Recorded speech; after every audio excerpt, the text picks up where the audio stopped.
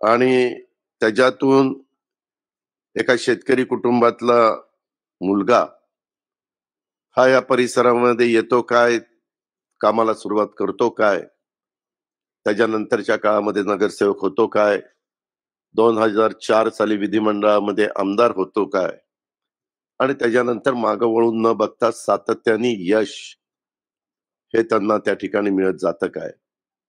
अर्थात तुमच्या सगळ्यांचे आशीर्वाद होते, तुमच्या सगळ्यांचा भरभक्कम पाठिंबा होता, त्यांचे स्वतःचे कष्ट होते, त्यांची जिद्द होती, त्यांची चिकाटी होती. म्हणूनच एकनाथरावजी शिंदेच्या रूपाने हे सगळं आपल्याला सगळ्यांना बघायला मिळालं. तसं बघितलं तर माझ्या माहितीप्रमाणे देवेंद्रजींची टर्म 99 ला सुरू झाली. त्याच्यामध्ये एकनाथरावांची 2004 ला सुरू झाली. ह्या सगळ्यांच्या मध्ये विधानसभेमध्ये सिनियर मी आहे. मी 90 ला बॅचचा आहे. हे बाकीचे सगळे माझ्या मागचे आहेत. परंतु सगळे माझ्या पुढे निघून गेले, मी मागच राहिलोय.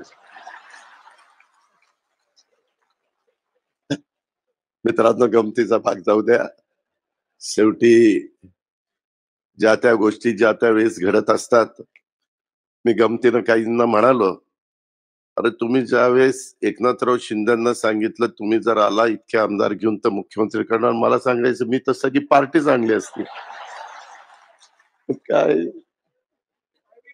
शेवटी जे नशिबात असतं तेच होतं. आपलं आपलं काम करत राहायचं. मित्रांनो, खरं तर मी अनेक वर्ष सत्ताधारी पक्षाचा आमदार म्हणून राहिलो, तिथं काम करत राहिलो आणि बऱ्याचदा देवेंद्रजी असतील, एकनाथराव असतील, हे समोर विरोधी पक्षाच्या बाजूला समोर असायचे. परंतु आमच्यामध्ये कधी कटुता, कधी दुरावा, कधी कुठेतरी एकमेकाच्या बद्दल खालच्या पातळीवर जाऊन टीका टिप्पणी करणं अलीकडच्या काळामध्ये